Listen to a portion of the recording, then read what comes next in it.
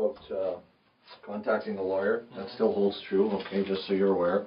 Okay. If at any time we're talking you want to contact a lawyer, you can do so at any time. I'll take you to a phone. There's something else I want to tell you, Mark, and that's that there's absolutely no doubt in my mind that you're involved in the disappearance of John Altinger.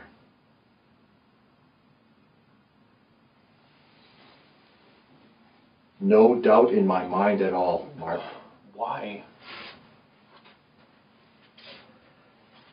As I said, Mark, there's no doubt in my mind that you're involved in this disappearance. I just want to get to the bottom of this, because this is not going to go away. It's not going to leave you, Mark. I don't understand. I'm going to explain some of the reasons to you. But you do understand, because you know what I'm talking about. You're involved in this, and unfortunately, something got carried away. Something got carried away with this guy. I mean, talking to you here tonight, you seem like a decent guy. And I think that something happened that night that maybe you just didn't have total control of. And I'm here to get to the bottom of it. Because it's not going to go away. This is going to stay with you. And we need to clear this up here and now. We need to clear this up tonight. You need to tell me the truth about what's going on. What happened with this fella.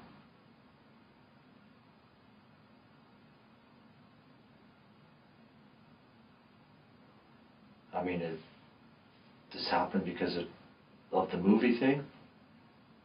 Something that went too far?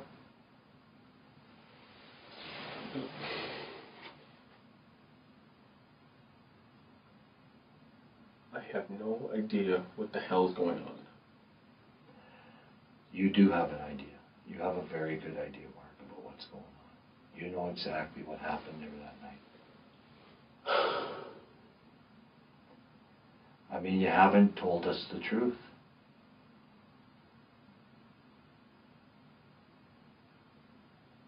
You haven't told us anything close to the truth.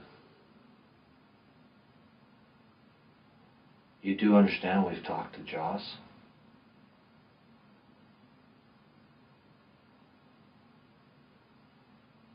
We've got his side of the story. All I'm looking for is your side of the story. But the truth. Not what you've been telling me. Because that what you've been telling me hasn't been the truth. Has it, Mark? This can't be. I don't...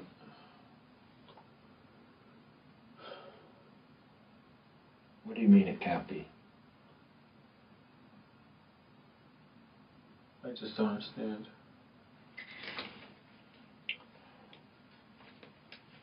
Well, what don't you understand? We have a fellow who's missing. We know he's been to your garage. We've talked to all the neighbors now. You know, the neighbors saw you changing the lock about a week and a half ago. Neighbors watch. They see all these things. Little things that you don't realize. Okay? We know the lock was changed long before the 15th. Yet when you get there on the 15th, you tell me, oh, that's your lock on there on the 15th. It's not till you go back with the policeman last night that you notice, or you say. So that's a lie. That's a lie you told me. When you gave your version of events to Detective Tabler last night, your version of events was different than what you told me today. What you wrote down was different than what you told me in this room. What you told me in this room when I first came in was different from your final version of events. You've changed your whole story. All kinds of different lies. Now, I know this isn't an easy thing to live with. Something went wrong there. Like I said, I don't think you're a bad guy. You seem like a decent guy. You got a wife, you got a small child, you're trying to do the best. I don't think, I don't know, but I don't think you're doing that well financially. I think it's a tough life what you're in. You're trying to do your best, but something went wrong. Maybe you were just trying to make a better movie. I don't know.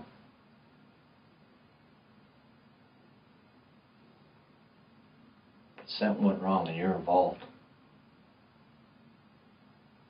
And this is not going to go away, Mark. And you know that. You're not a dumb guy. You know it's not going to go away.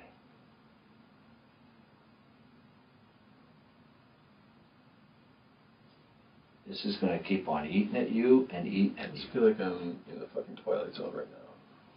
And why do you feel you're in the Twilight Zone?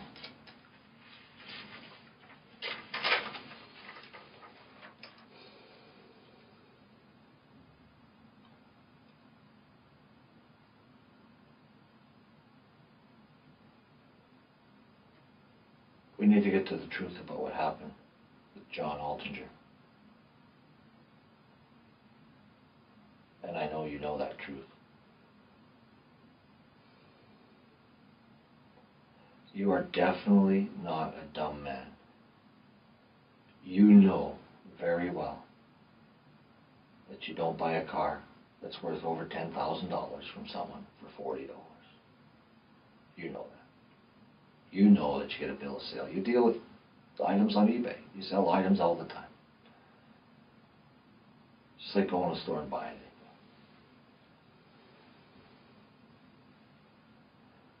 That part of your story is just lie after lie after lie. And it's time to end those lies, Mark.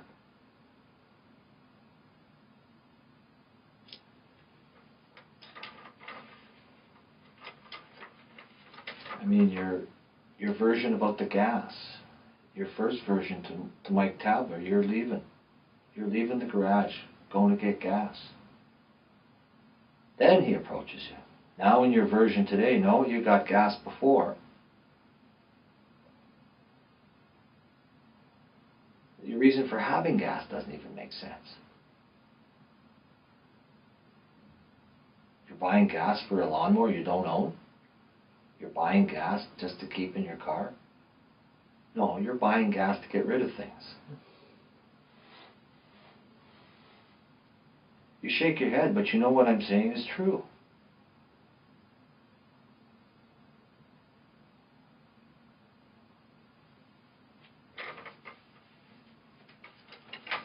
Specifically, do you remember talking to the constable last night? Specifically, you talked to the constable last night. He specifically asked you 3 or 4 times, do you remember seeing a red car any time around your garage, anything? No, officer, I don't remember anything about a red car. Yet now, and you never mention that to Detective Tabler. Not once do you mention a red car or buying a car off an individual you didn't know for $40 while he's asking about the disappearance of a guy who's seen it at your garage.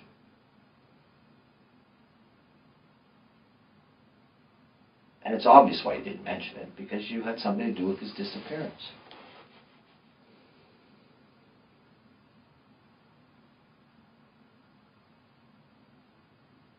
I mean, there's no doubt about that. I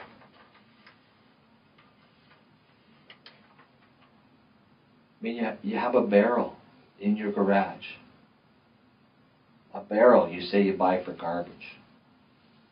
Everyone knows in the movie industry those are known as burn barrels. We got that off your own friends. They're the ones telling us this.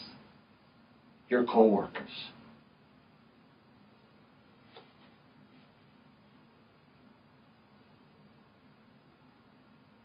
What happened to John, Mark?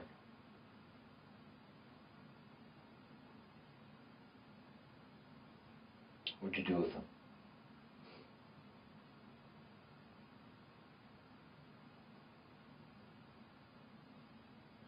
Wrong tree.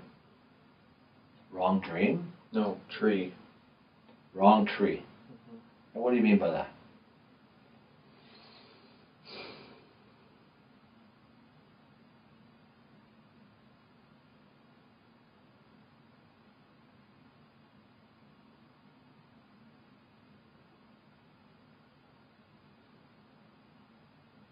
What do you mean by that, Mark? I'm done. What do you mean you're done?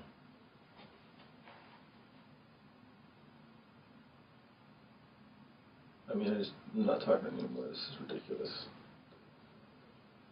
Well, what is your explanation? You haven't answered any of the questions. If you didn't do anything wrong, why wouldn't you answer those questions? Do you know why, Mark? Both of you and I know the answer. Because you're involved. You have the license plates to his vehicle in your car. You have the keys to his vehicle in your car. And this guy's missing and you have his car.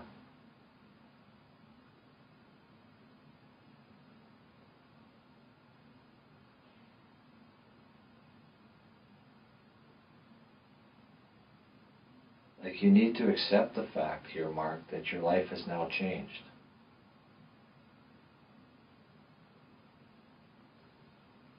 Because like I said before, this is never ever going to go away.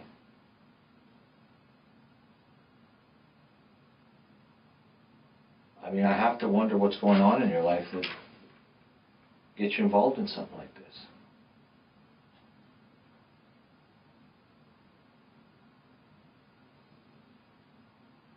You must either be having tough times at home or tough times financially or something.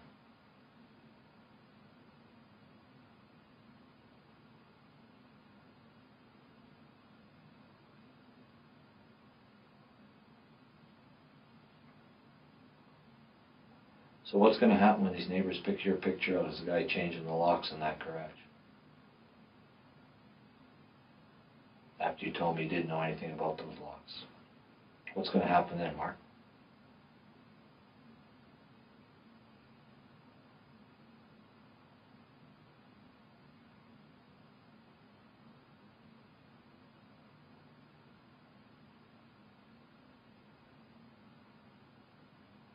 What's going to happen with your wife and child now?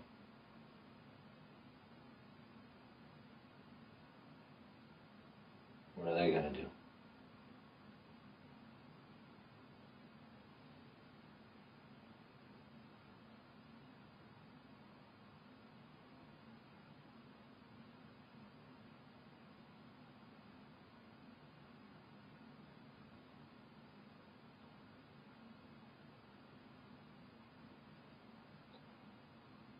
What happened to John, Mark?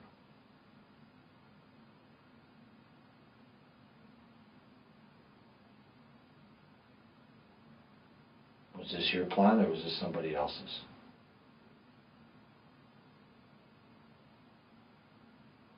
Somebody else put you up to this?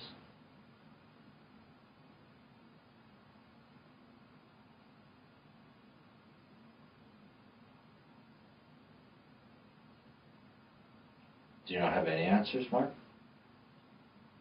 Why not?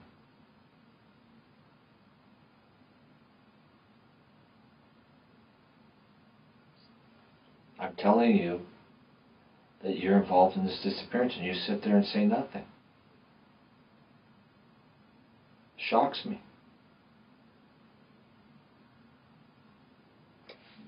You do understand these things don't go away. Like, this is going to stay with you the rest of your life. Do you understand that?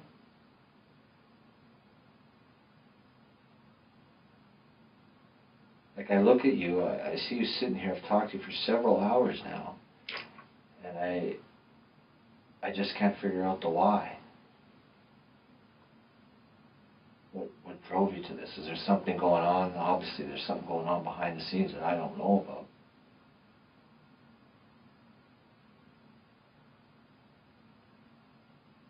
Because you seem like a decent guy that I'd go have a beer with. That's the type of guy you come across as.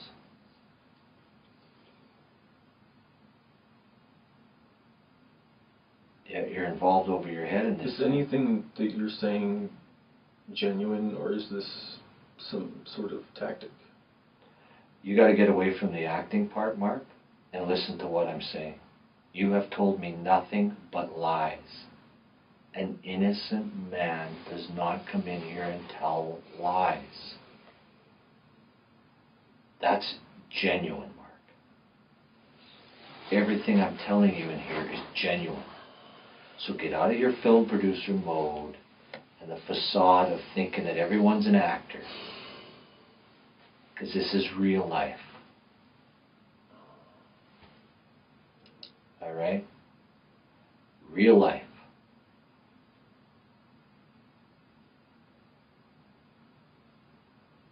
If you were telling me the truth, you would have one story.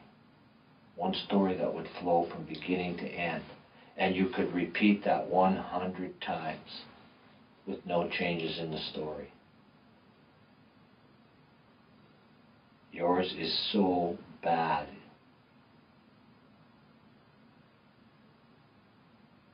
How do you explain the neighbors? The neighbors see that car there before the 15th of October.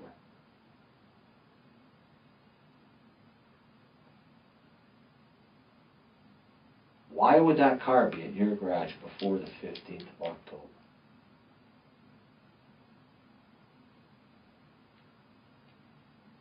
You conveniently can't remember where you were on the 14th of October.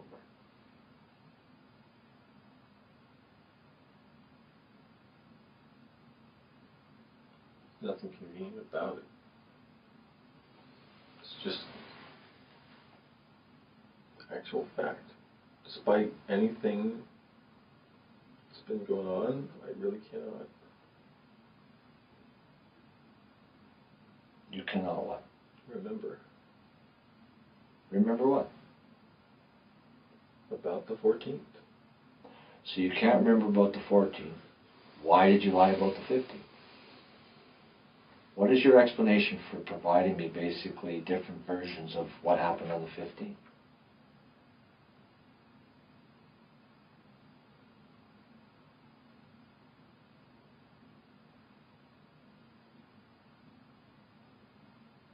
Am I being charged? Not yet. Am I free to go? Yep. Then I will. Okay. We're seizing your car, so you won't be getting it back. We'll be getting a search warrant to go through the car, forensic examination. Okay? As soon as we're done interviewing everybody else, you will, we'll be coming back to charge you. It's just a matter of time. All right?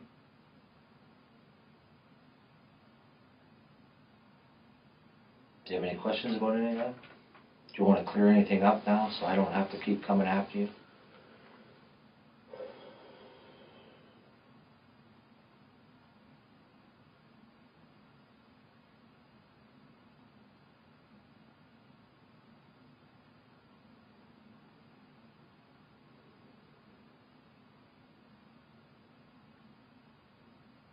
Any questions about anything, Mark?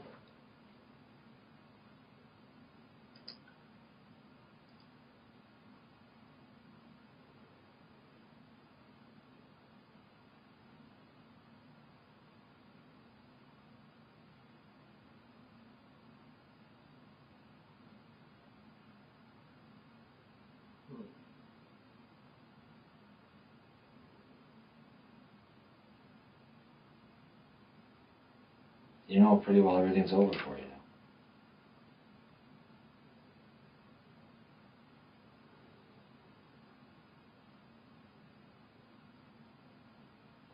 You can't worry about what your wife and your family's going to think, because this isn't going away. You have to get past that.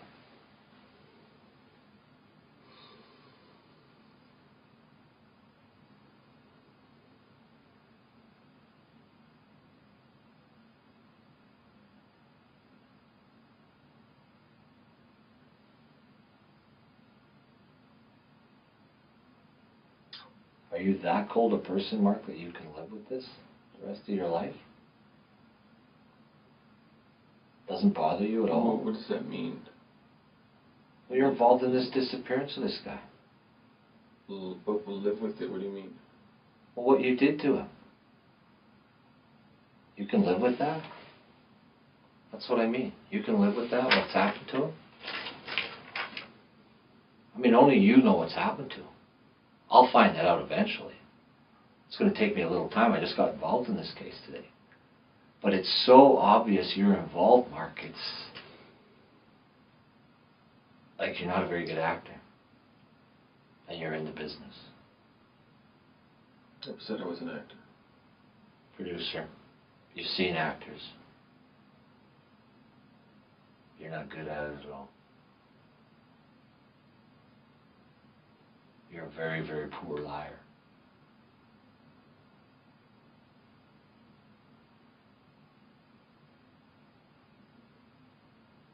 But I mean, how do you go home at night? Living with yourself over what you've done to this guy. How do you explain that to your wife?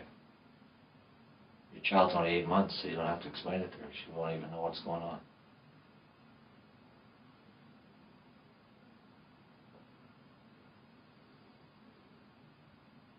Like, it's going to eat at you. If you're a normal person, it's going to eat at you. If you're that cold and callous, which I don't think you are.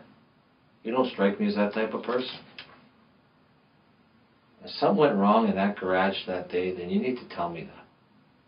If something went wrong that was out of your control, this is your chance to tell it. You know, this is your chance to say, hey, detective, yeah, something went wrong. Things got out of control. Something happened there that I didn't want to happen. This is your chance.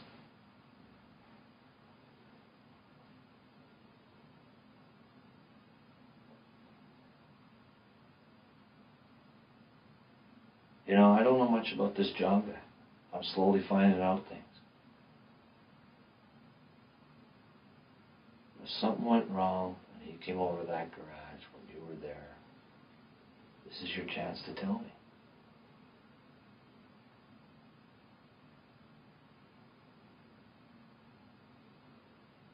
I mean, if you guys got into an argument over something, I don't know what, things got carried away,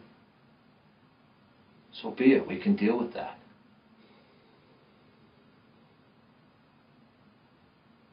But you have to let me know that.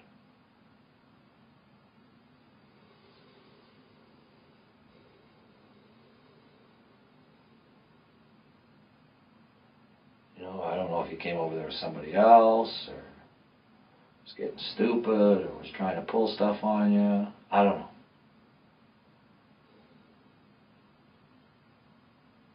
I know this guy's a bit of a weirdo. I know he's into different things that the average person isn't into.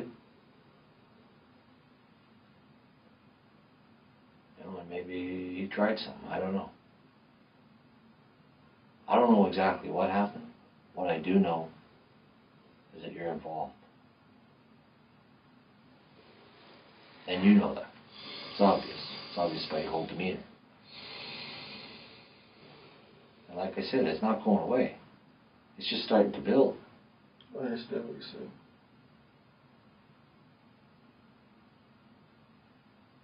Well, you understand it, but you don't have an explanation for it. Why is it, Mark, you don't have an explanation?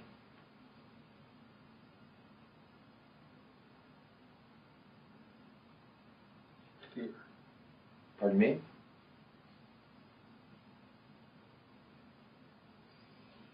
I didn't hear you. I mean, I know it's tough. You know, I don't know much about your life, but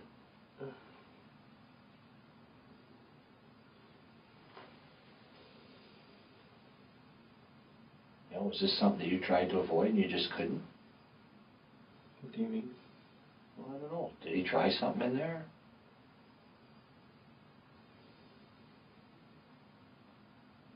Did he try something you're just defending yourself? I don't know. You were the one that was there.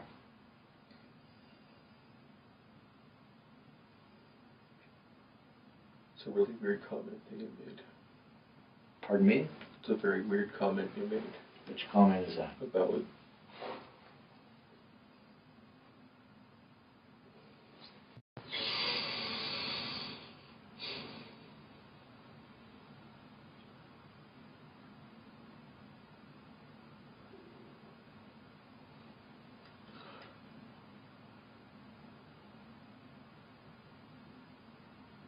Which comment was that, Mark?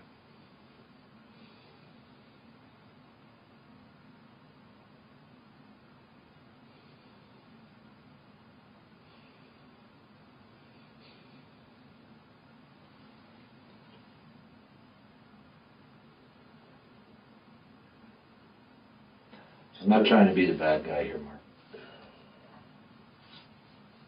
Can't help but feel like that's a tactic. I just feel like everything is a tactic right now. Why do you think that? When you know what I've told you in this room is the truth, so how do you say that's a tactic? Just, I know we're not singing a movie, but it's a top thing. This is real life stuff. You gotta get away from the movies. Yeah, I know. That's the problem here. All I'm here for is get the truth.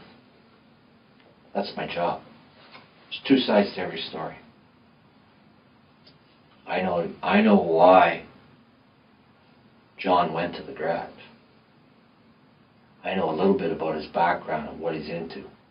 Not very pretty. What does that mean? Well, I'm not going to go into all that because that's not the stuff that you need to know. But let's just say he's got some skeletons in his closet.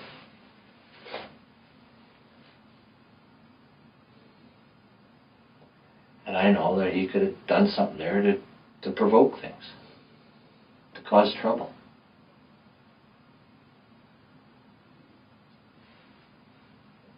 And if he did, and something happened because of his provoking or provocation there, then what I'm telling you is this is your chance to get it out.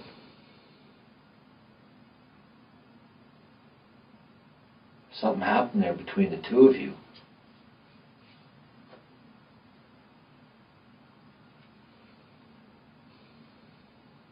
Then you need to let me know now.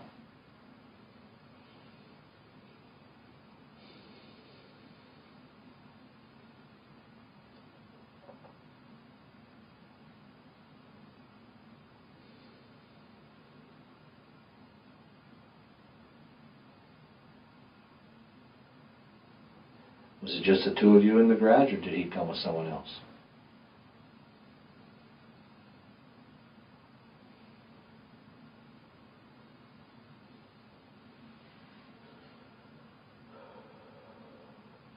Mark? I need some time. I need to be able to sleep. This isn't going to go away while you sleep, Mark. I know. That's the problem. Something happened there. Both you and I know it.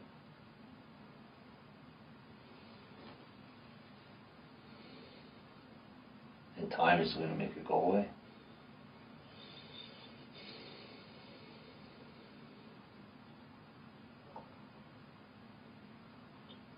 It's time for you to step up to the plate. Tell me what happened to John. Tell me where he is.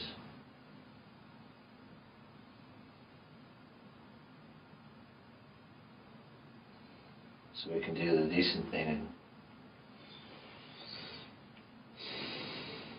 not only for him but for his family.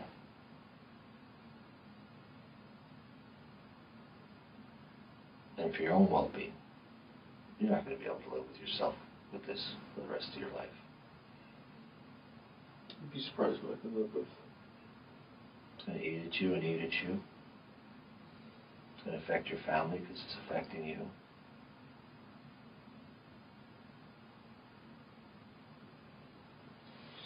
What's going to happen with your daughter? I know that's weighing on your mind. I know it's weighing on your mind about your wife. How would you describe your marriage? Is it good?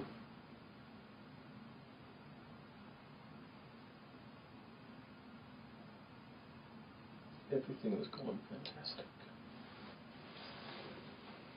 Everything was I until checked to what? see if she left me a message.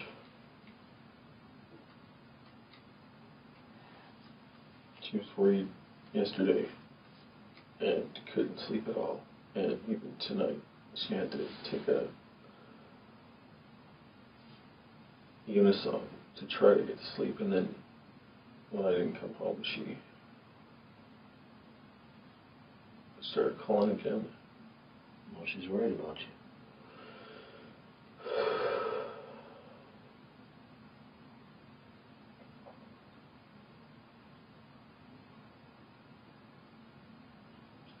But this isn't going to end.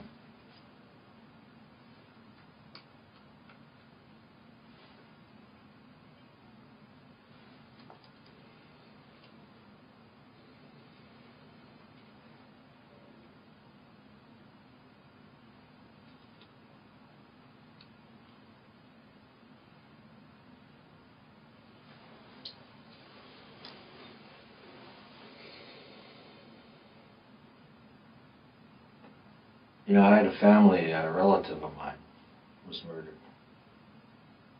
back in 1997, White Horse, Yukon. My wife's sister was murdered by her husband. Family thing. Not like this. Are you serious? Serious. It was actually made national news. It was a big thing about the defense of provocation. The guy's name was Ralph Klassen. That was my brother-in-law at the time. And he strangled her. He strangled his wife, which is my wife's sister, in bed. They were separated. Come home and thought she was fooling around, and he was out to lunch. There was no fooling around going on. None at all. And he strangled her with his hands. So hard that he actually sprained his 2 thumbs. And what happened was he leaves a note in the house saying that he couldn't live with himself and he was going to end his own life. So I don't know if you've ever been to Whitehorse, but he drove up. I wasn't up there myself. My wife went up for the trial with her sisters, but he drives up on a hill in his little Datsun B210 truck. And his plan was, they found out this later from talking to him, that's how we know. But his plan was to drive head on into one of the iron ore trucks that work at the mines up there. So he waited and waited, he said. This is what he told the Mounties later. And no iron ore truck came along. So a propane tanker was coming down the highway. So he drives down the hill, he smashes head on a propane tanker, and just before he hits it, he ducks.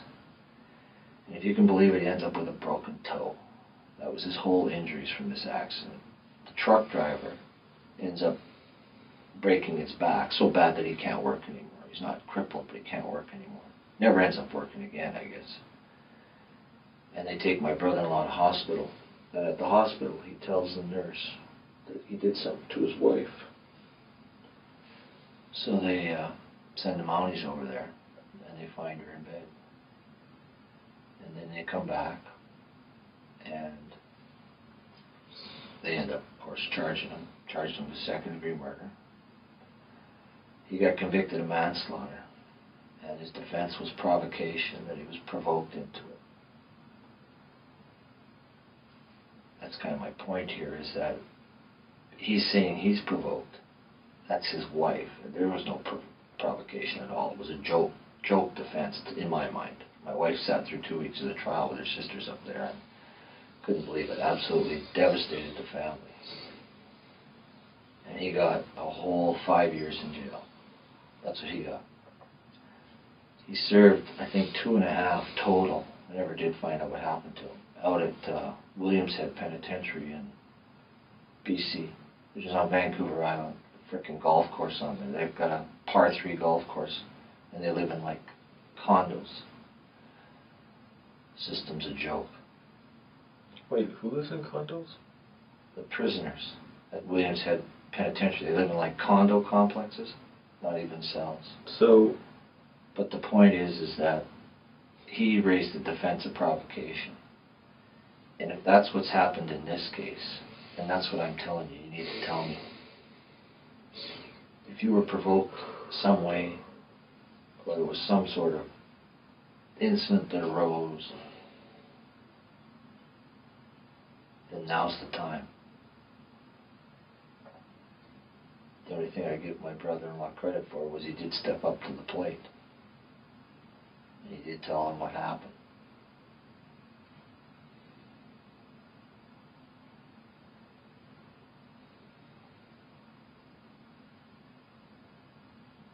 I mean, something obviously went on between the two of you, Mark. Something went on between you and John.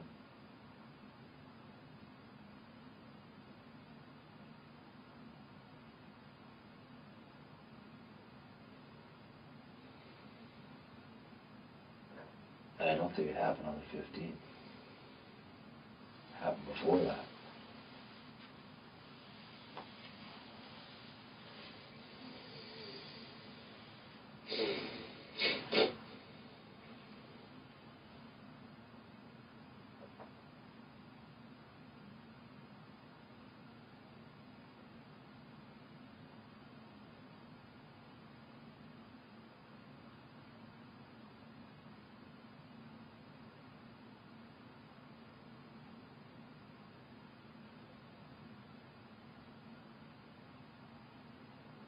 It's not going to be easy living with this, Mark.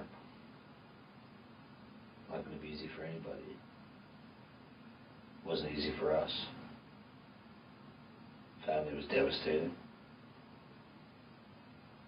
It's going to happen. Those are the facts. Those are the things you can't change.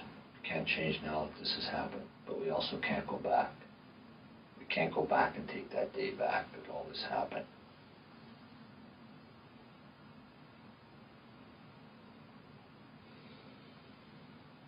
But we can do the right thing.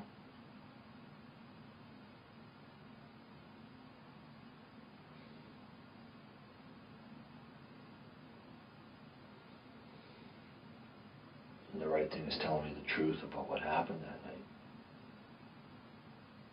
What happened between the two of you.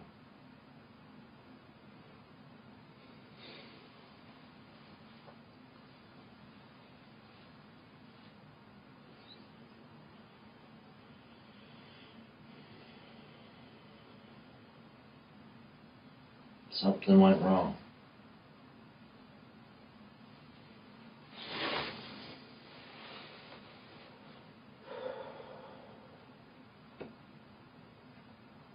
What went wrong that day, Mark?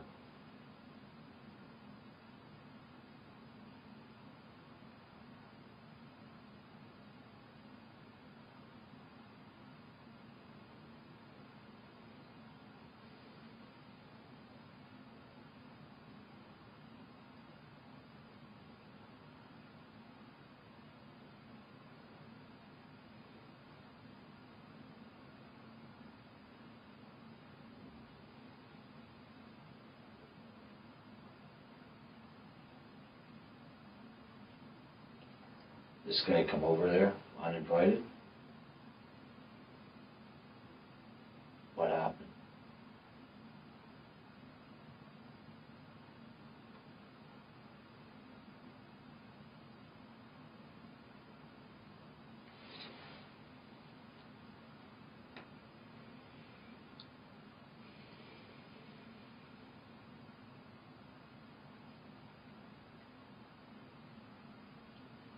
Tell me something, Mark. Do you really think this is going to go away?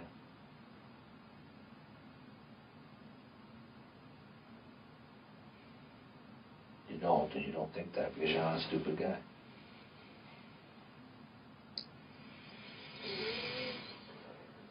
So what can we do to get to the bottom of this, Mark?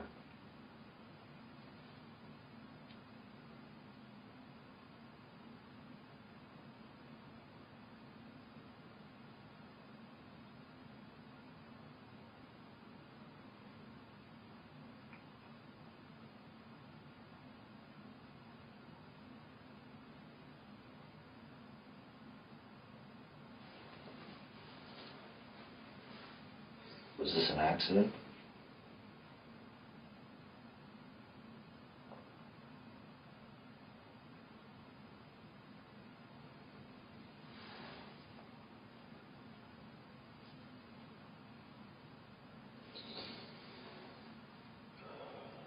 How did it happen, Mark?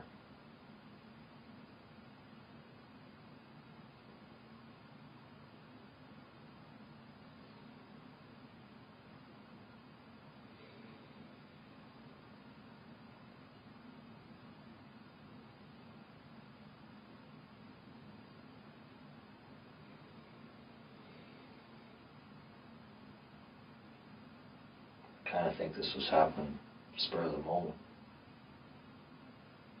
Because you didn't really do a lot of thinking about afterwards. She tells me it happened by spur of the moment or by accident, something like that.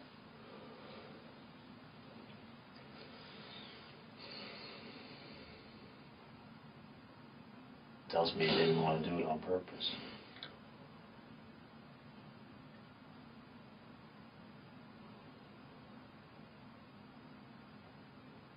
If that's the case, Mark, this is the time to tell me.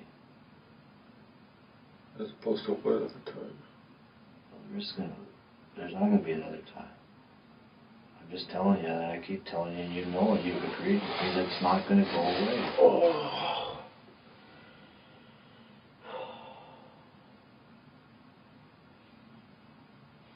And you know it's not going to go away, Mark. What time did you wake up today? Early. Well, I mean, not today, I guess yesterday. Early.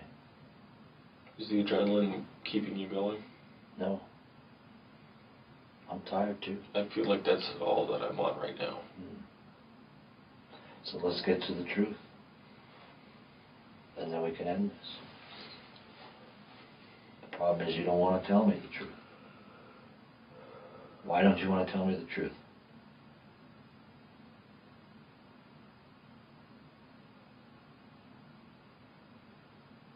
Can you answer that question, Mark? Why can't you give me your version of events that night?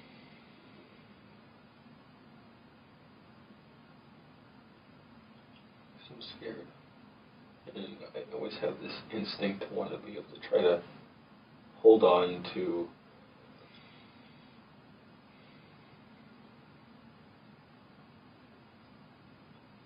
I don't even know. I can imagine you're scared, but it's a perfectly natural feeling at this time.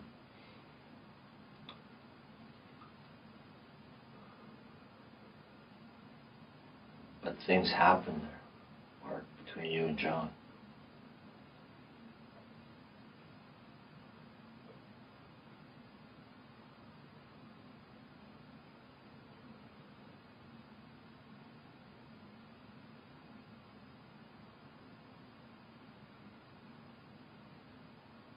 And I don't think he can speak for himself anymore. You're the only one that can tell us what happened that night.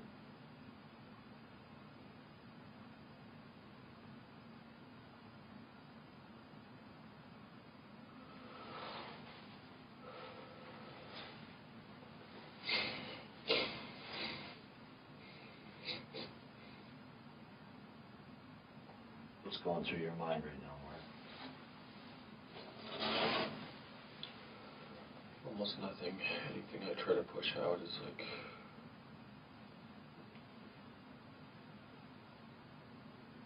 what's it like? It's like skating uphill. This tired trying to formulate thought anymore.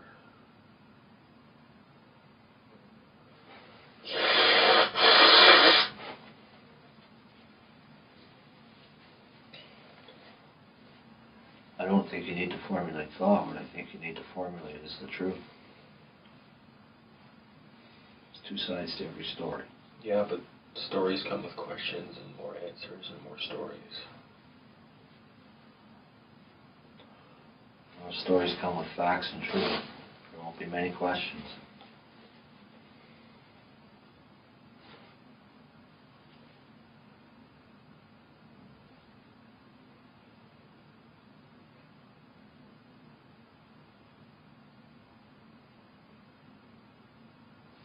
People make mistakes. Happens every day.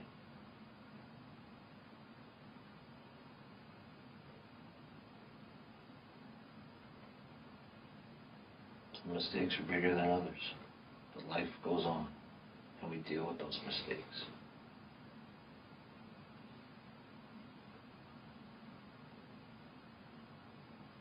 Well,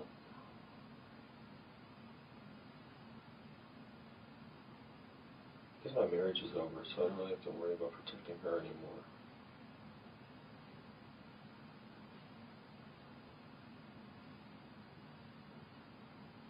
Your daughter will be taken care of. Yeah. Your wife's here, your mother, father. Parents in Edmonton, are they not? Mm-hmm. She'll be looked after.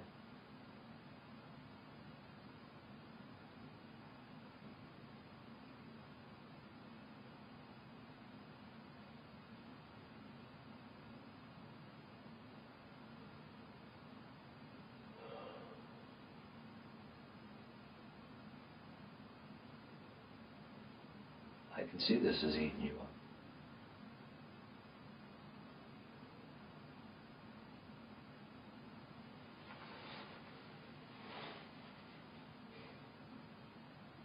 Something went wrong there, Mark. Tell me what went wrong.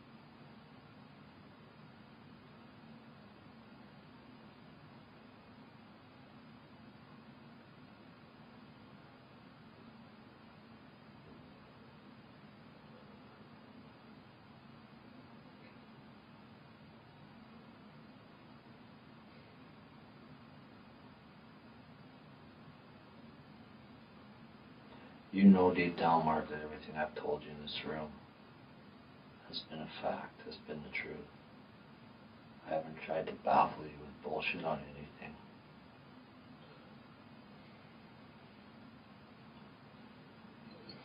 Again, you know what? I mean, you say that, but part of me is always going to wonder.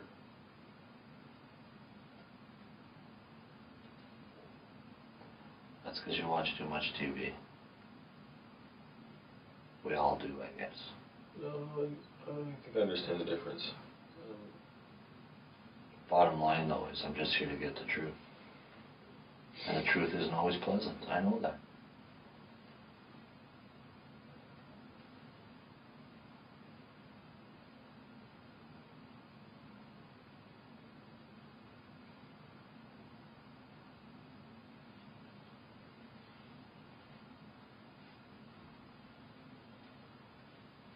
I mean, this wasn't somebody you knew. You weren't close to this fella. You didn't know what he was like. Not a family member.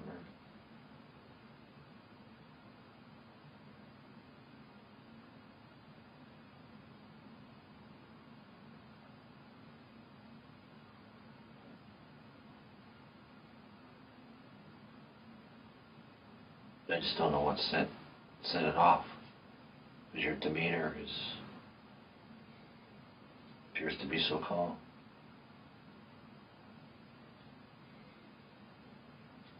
So rational.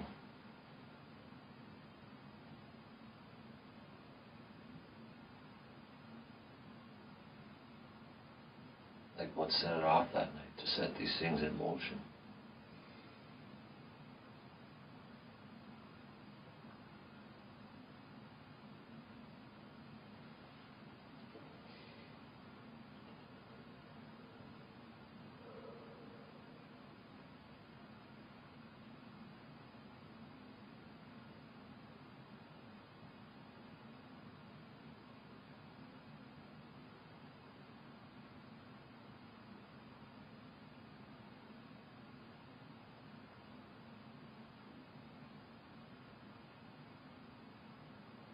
What happened between you and John, Mark?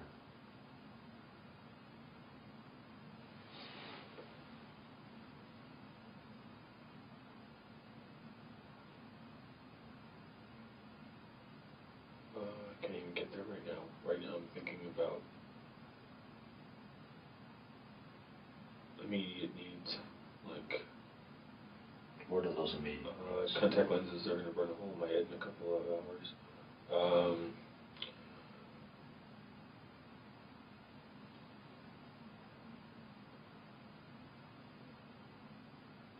mean, I want to get to the finish line, but at the same time,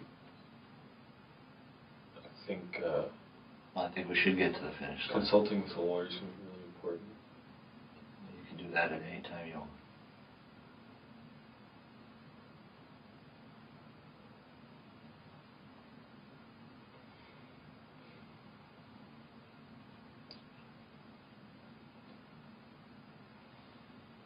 Told you that right from the start.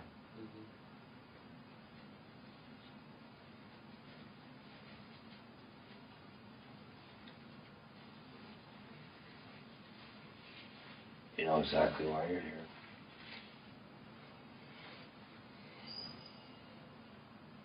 Because John's gone missing.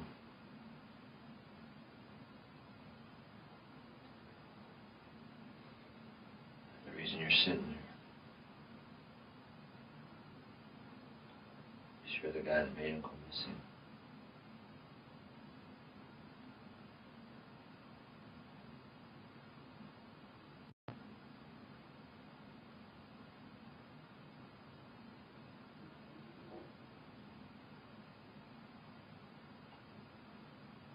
I'm just trying to find out the why behind it. Why this happened, what turned it to make you do something like this. There's obviously got to be other factors involved.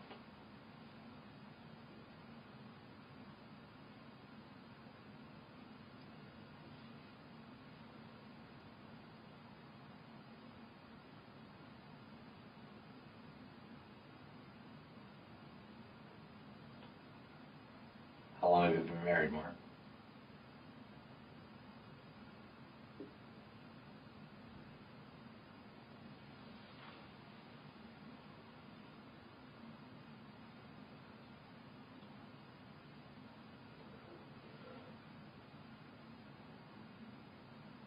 Almost 2 years. This time. How long were you married the first time? 4. Looks like I'll become the statistic. Didn't expect that. Well, I think you already were a statistic when you were divorced the first time. Right? Well, some things you just gotta do because you realize that your ultimate decision leads to what's gonna end up in your long-term happiness, and you can't just feel obligated to how other people are gonna think about it. Don't you think that applies here too?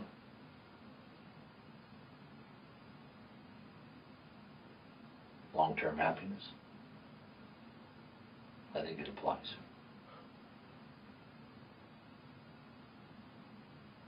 Yeah, it seems like the end of the world now.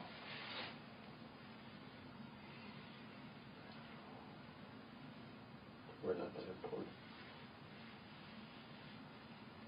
I think we are. That's gonna get really deep and philosophical, so I won't even go there. Yeah, I'm not a big philosophical guy either.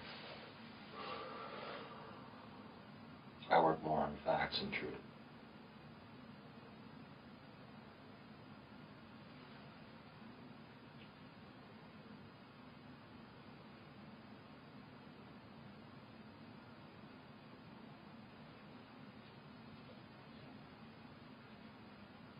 And I know I'm not dealing with a dumb individual here.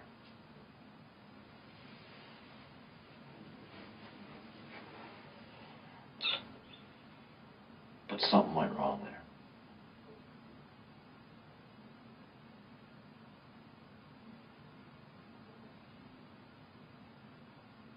And you can fill that in.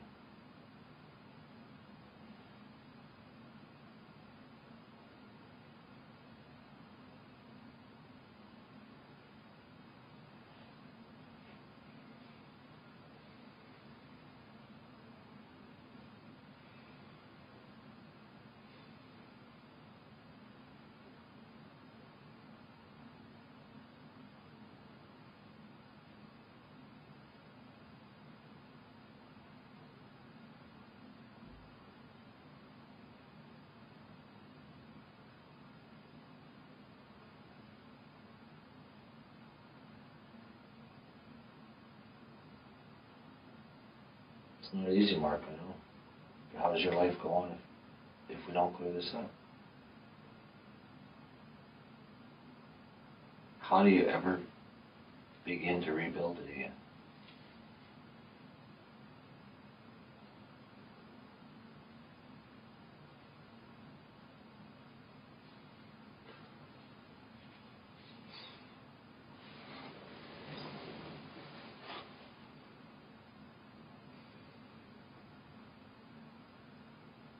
I think something like that's even possible.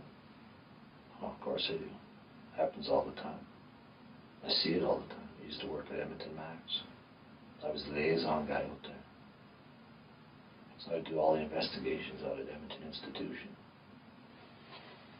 Dealt with all the hardcore convicts, guys that were in there for way worse than this. Like, I'm talking guys that have done mass murders, multiple killings, killing family members, planned executions. They accepted their punishment. They're doing their time. But those guys, they're a different breed. They're not you. Those guys, very, very few. I can't even think of one at the Max, maybe at other institutions. They're the hardcore of the hardcore. They're the ones that have no remorse. They don't care. It's like they're missing something. I don't know if they were born with something missing or what, but they don't have that remorse. I call it like the remorse syndrome. They don't have it. They don't have a conscience. They don't care about anybody. To them, killing somebody means nothing. I mean, those are the worst of the worst. Those are the ones you deal with out there all the time. That's not you. You're not that type of person. Talked to you long enough in here the last several hours to know that. Those guys show no emotion over anything. They're cold. That's not you. Everything's running through your head right now. And rightly so. It's not an easy thing. I know you'd love to go back and take back that day, but you can't. You know, we can't do that. What's done is done.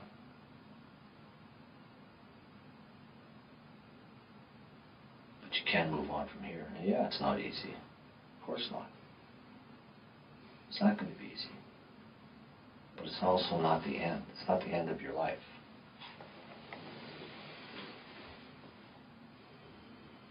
It's not the end of your family's life.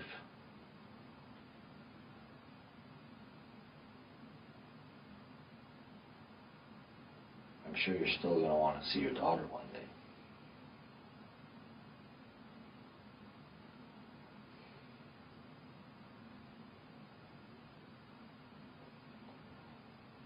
You made a mistake.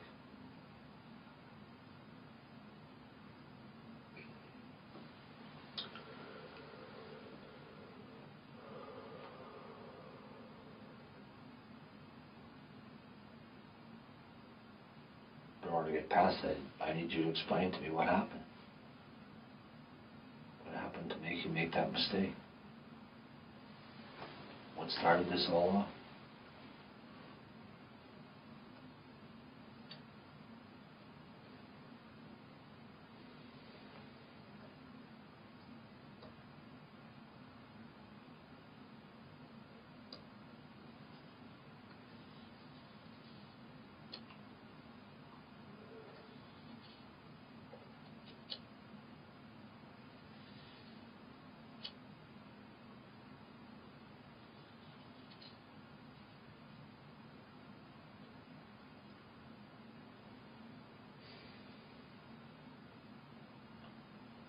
Your car break-in had nothing to do with this. I don't believe your car was even broken into.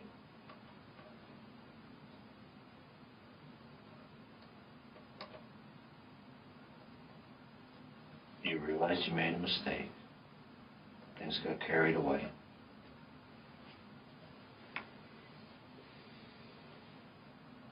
Something happened to John. And you panicked.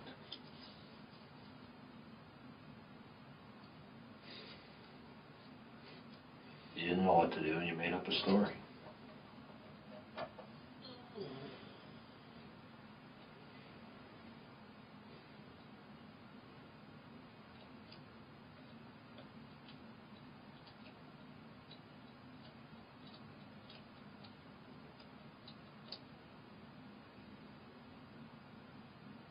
I mean, the irony of this is you could probably make a movie out of this one day. There's an irony.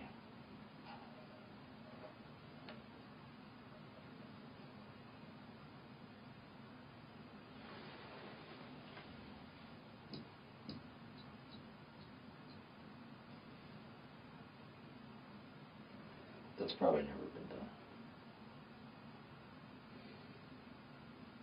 Something like this happens, you write a script and make a movie.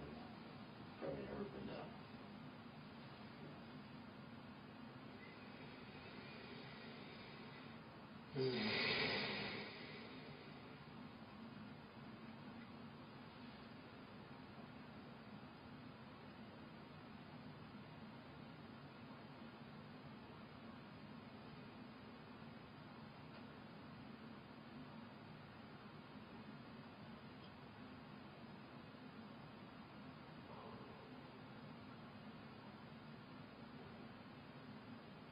But things are going to change for you now, and you know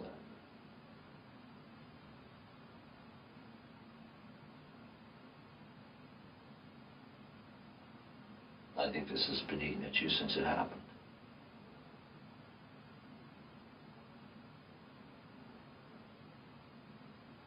It's probably been wreaking havoc on your home life, too.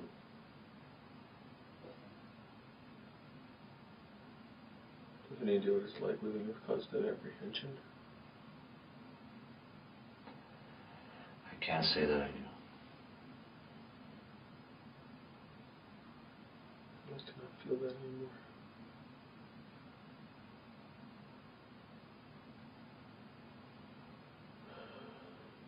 Well, this is your chance to get rid of that feeling. Oh, but it brings on a whole new type. I'm sure it does. I'm sure it does. Okay, what's the steps in getting a lawyer? Because I don't have one. I just take you out of this room to a phone and you can call them. Is it like delayed? I mean, well, There's phone numbers there. There's a phone book. Take you to a phone you can call. There's phone books there. There's a legal aid number on the wall. They'll provide any legal advice you want. Take you out any time. If you want to call any specific lawyer you know, there's white and yellow pages there.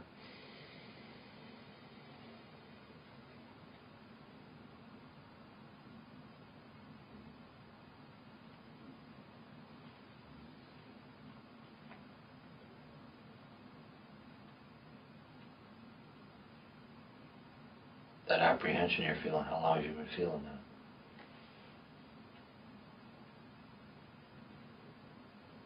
any longer than 2 minutes is too long. Okay, let's see.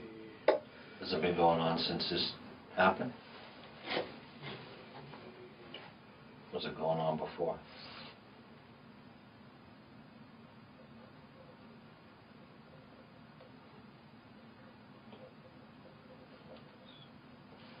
Would you feel more comfortable writing down what happened?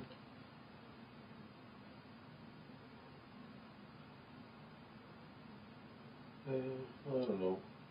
Maybe. Maybe not. I know. And you can write out what happened that night if you want.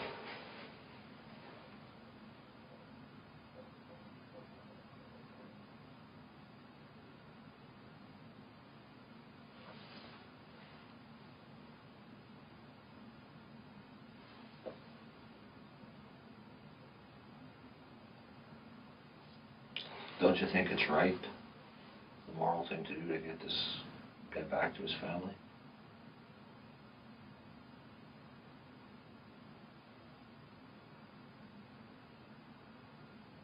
Give them some closure?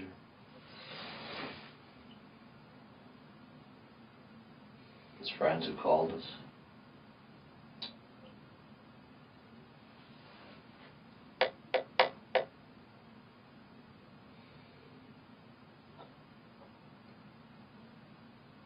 If there are other stressors going on in your life at the time, this is what you need to tell me now. Other things are going on, Mark. Wouldn't that really be irrelevant, though? Really? I think it would be very irrelevant. What do you think? Whether it be financial, at home, marriage, health. I don't know. A lot of things go on behind closed doors.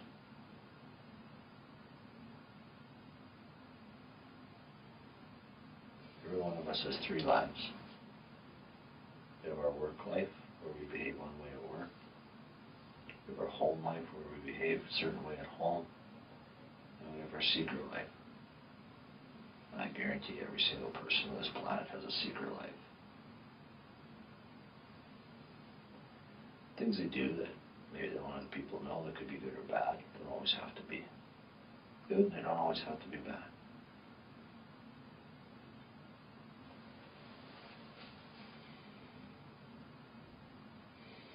Something went on there in one of your lives. I think something was going on in all 3 of your lives that led to this.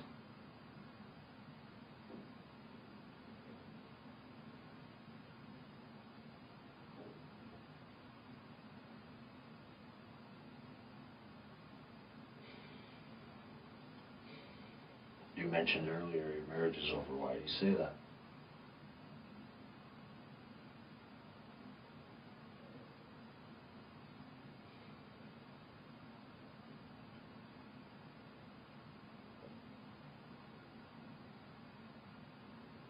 It's complicated. I was actually thinking about telling you, but it's just so freaking complicated. It would take you hours just to go through that. I wouldn't mind listening.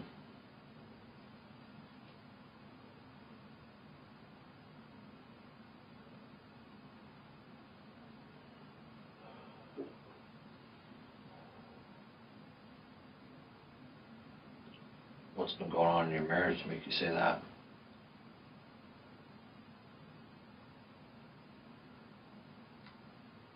I need to find out. Which I think she already called some legal place. Figure out what that is first, and if that's the case, I'll just call them instead of going through a phone book.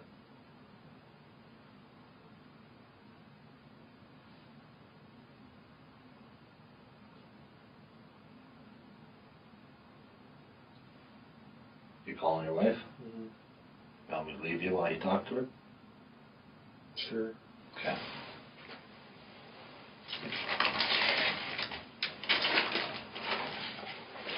I'll come back in a few minutes. Oh, she's not there. Maybe sleeping. Okay.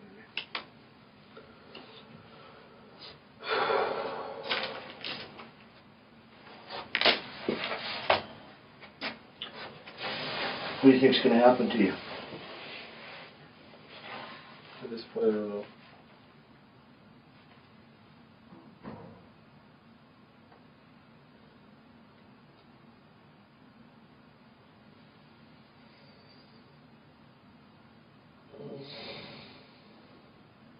Do you know the difference between the 3 types of murder? First degree, second degree manslaughter?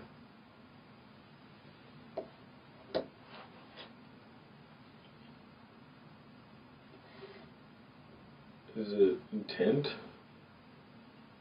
Yeah, basically, first degree is like planning it. Second degree is basically not planning it. Manslaughter is spur of the moment, not like a bar fight or something. Someone punches someone and they get angry. Something like that. Which category would you fall into?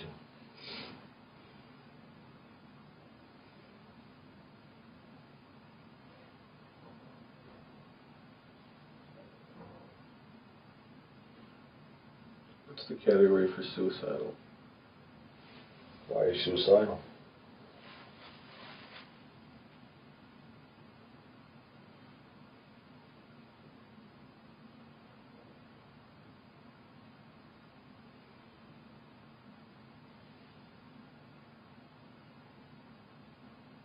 Because what's the point? I mean,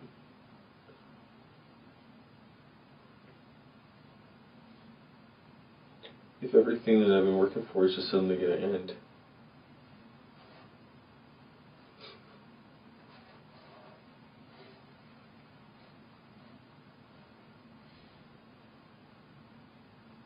But you know that's going to happen.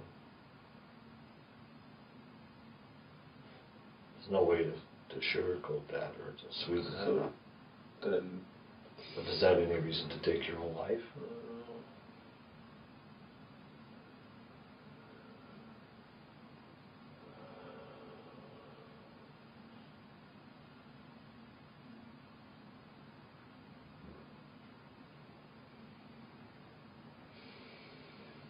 Is that any reason to leave your daughter without a father?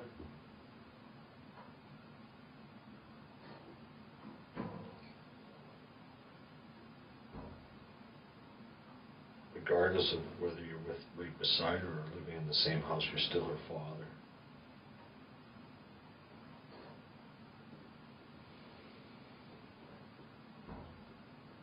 And of course it isn't the best of circumstances, but you're not going to be away from her forever.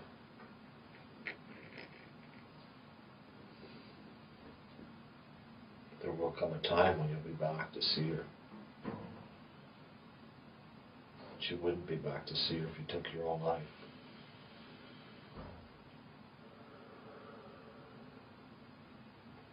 Then you'd never be in her life. She'd never know the real you.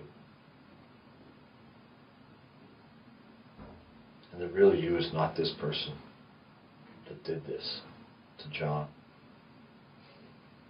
You know that.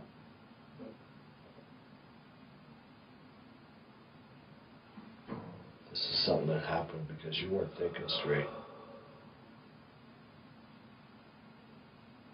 And I believe that one day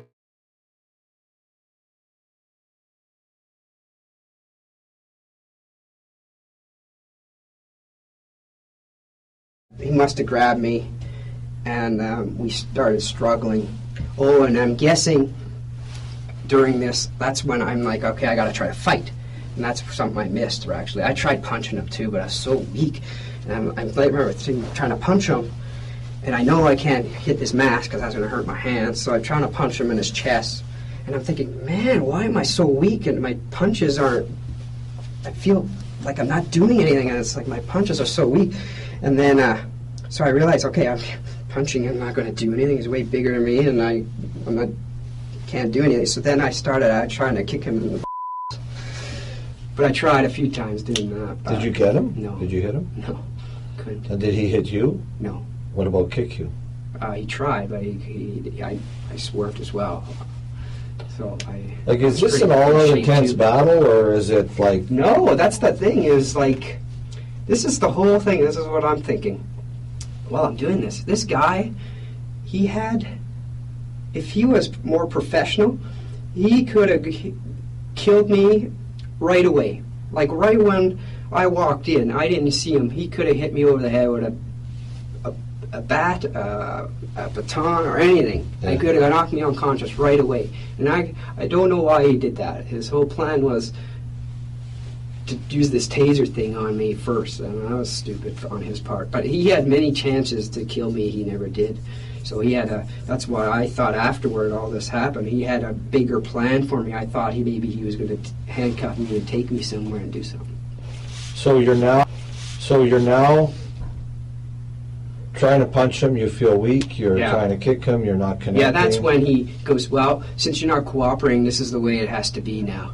And then he starts punching me in my left side of my face. And for some reason, again, it would have been more effective for him to punch me in the nose, the eyes, you know, something. Because if he'd punched me in the nose, I'd have been down, right? But he was punching the side of the head, trying to get my temple or knock me unconscious for some reason. I'm not sure, but... Tell me about the struggle. Tell me about the struggle with the gun.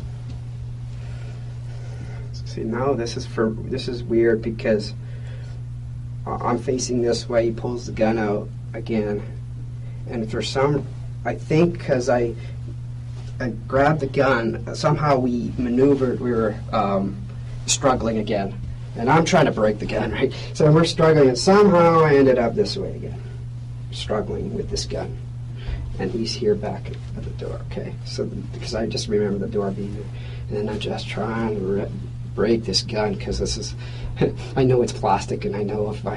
What's he doing? He's yelling at me because he doesn't want me touching his gun. And so then I wouldn't let go, obviously, and I had a hold of his arm, his other arm, just in case he tried to punch me in the left, but he never did. And so we're just struggling. I'm just, you could tell, it's just weird that, because if it was a real gun, he would have fired it or whatnot. He never did. He had nothing, and he didn't. He never. It just wasn't professional. It was just like it was maybe his first time. That's how I thought of it.